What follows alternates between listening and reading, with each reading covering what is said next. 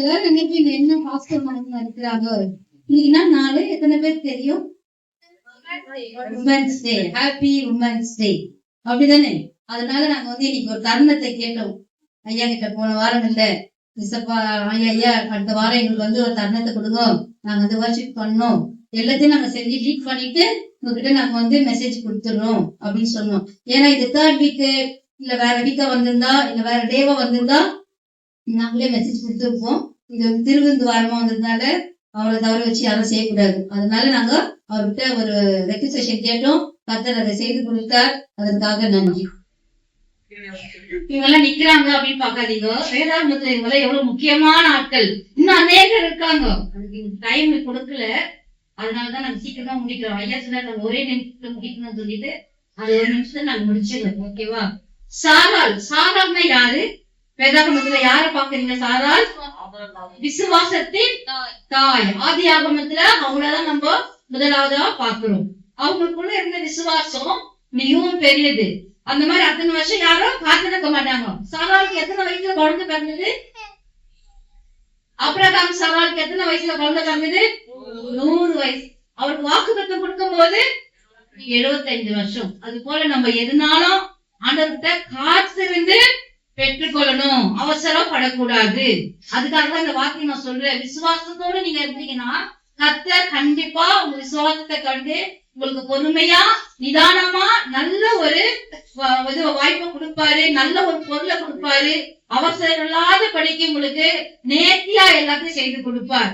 2வது ரெபெக்காள்.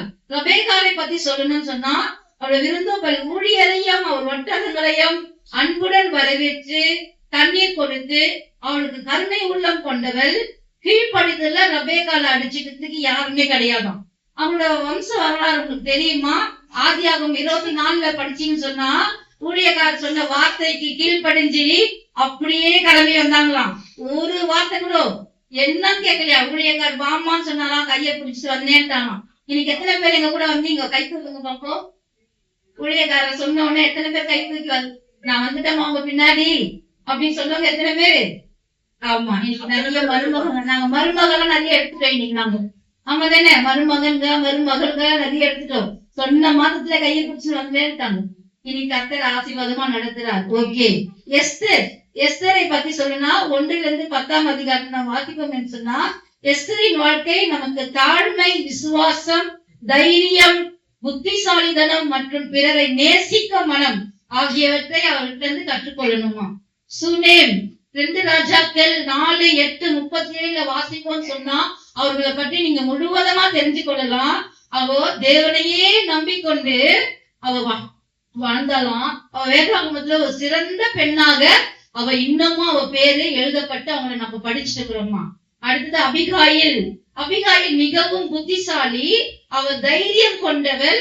அவள் தாழ்மை அவளை உயர்த்தினது. அபிகாயில். இன்னைக்கு அபிகாயில் சொல்லிட்டு பேர் வச்சுக்கிறோம். யாருக்கு வச்சு? அபிகால். ஆமா, நீ மிகவும் தாழ்மையா புத்திசாலிதனமா உன் குடும்பத்தை நீ கட்டணும். ஓகேவா? Okay, good. ரூத். ரூத் ஒரு மோவாபிய ஸ்திரீ. அவள் ஆண்டவரை அறியாதவள். வேற தேசத்து ஸ்திரீயா இருந்தாலும் இஸ்ரவேலின் தேவன் யார் என்பதை அவர் அறிந்து கொண்டு அவ சொல்றா தன் மாமியார் இடத்துல, உன் ஜனம் என் ஜனம், உன் ஜனம் என் ஜனம், உம்முடைய தேவன் என்னுடைய தேவன். ஒரே தேவனை பின்பற்றி வாழ்ந்தா கர்த்தர் ரூத்தோட நிலைமைய என்ன பண்ணாரு? எல்லாரும் சொல்லுங்களேன். மாற்றி அமைச்சார். அவ கண்ணீர் கவலை எல்லாத்தையும் நீக்கி போட்டு இன்னைக்கு அமைச்சார். இன்னைக்கு ஒவ்வொரு பிள்ளைகளும் சரி, மருமகளா வந்தவங்களும் சரி, வாழ்ந்து கொண்டுகளும் சரி, மாமியார் மாமனார் வார்த்தைகளை கீழ்ப்படிஞ்சு வாழுங்க. எது எப்படி இருந்தாலும் எவ்வளவு பெரிய கசப்புகளா இருந்தாலும் என்ன பண்ணணும்? நம்ம தூக்கி வெளியில வாசல்ல போட்டணும். 1 நாள் 2 நாள் உங்க மனசுல இருக்கலாம். அதுக்கப்புறமா உங்க மனசுல இருந்து தூக்கி போட்டீங்கன்னா அன்பு ஐக்கியத்தோடு சமாதானத்தோடு வாழுங்கிறது கொஞ்ச நாள். அந்த வாழ்க்கை சந்தோஷ சமாதானத்தோட நம்ம வாழ்ந்துட்டு போயிடணும். தொற்கால். தொற்கால் அவளோட அர்த்தம் என்னன்னு சொன்னா கிரேக்க பாஷையில தொற்கால் என்று பெயர். அவங்க பேர் தபித்தாள். அவங்க என்ன செஞ்சாங்கன்னா யோப்பா பட்டணத்துல கிரேக்க பாஷையில தொற்கால் என்று அர்த்தம் கொண்டவள். தபித்தாள் பேருடைய ஒரு சீஷி. அவ ஒரு சீஷியா ஆண்டவருக்கு. அவ ஒரு சீஷியா வாழ்ந்திருக்கா. சீஷினா யாரு? ஆண்டவரோடு உறவாடணுங்க. ஆண்டவரோட என்ன பண்ணாங்க? அவங்க கூடவே வழி நடந்தாங்களாம். அவங்க என்ன செஞ்சாங்கன்னா நற்காரியங்களையும் தர்ம காரியங்களையும் கர்த்தருக்காக அவங்க செஞ்சாங்களாம், ஜனங்களுக்காக அவங்க செஞ்சாங்களாம். நம்மளும் என்ன செய்யணும்? இன்னைக்கு பெண்கள் தினமா இருக்கிறதுனால, மகளிர் தினமா இருக்கிறதுனால நற்காரியங்களை செய்யணும், தர்ம காரியங்களை செய்யணும். இந்த கேரக்டர்ஸ் எல்லாம் பாத்தீங்களா? சாராள், ரெபெக்காள், எஸ்தர், சூனேம், அபிகால், ரூத், தெக்காள், இவர்களை போல இன்னும் அநேகர் இருக்கிறாங்க. எங்களுக்கு எடுத்துக்க முடியல. ஆனா இது வரைக்கும் உங்களுக்கு சொல்லி அவங்கள போல நல்ல தாழ்மை உள்ளவர்களாய், விசுவாசம் உள்ளவர்களாய், தைரியம் உள்ளவர்களாய், புத்திசாலித்தனமாய், பிறரை நேசிக்கக்கூடிய குணமாய் இருந்து ஒவ்வொருவரும் நடக்கும் போது இந்த மகளிர் தினத்தை கர்த்தர் நம்மளை அங்கீகரித்து ஆசீர்வதித்து நல்ல காரியங்களை செய்யும்படி, பிறரை நேசிக்கும்படி, அன்பு காட்டும்படி. நம்ம அன்பு காட்டினதாங்க அவங்க வந்து ரசிக்கிற வருவாங்க. நம்ம அன்பு காட்டினா அவங்க ரசிக்கப்படவே மாட்டாங்க.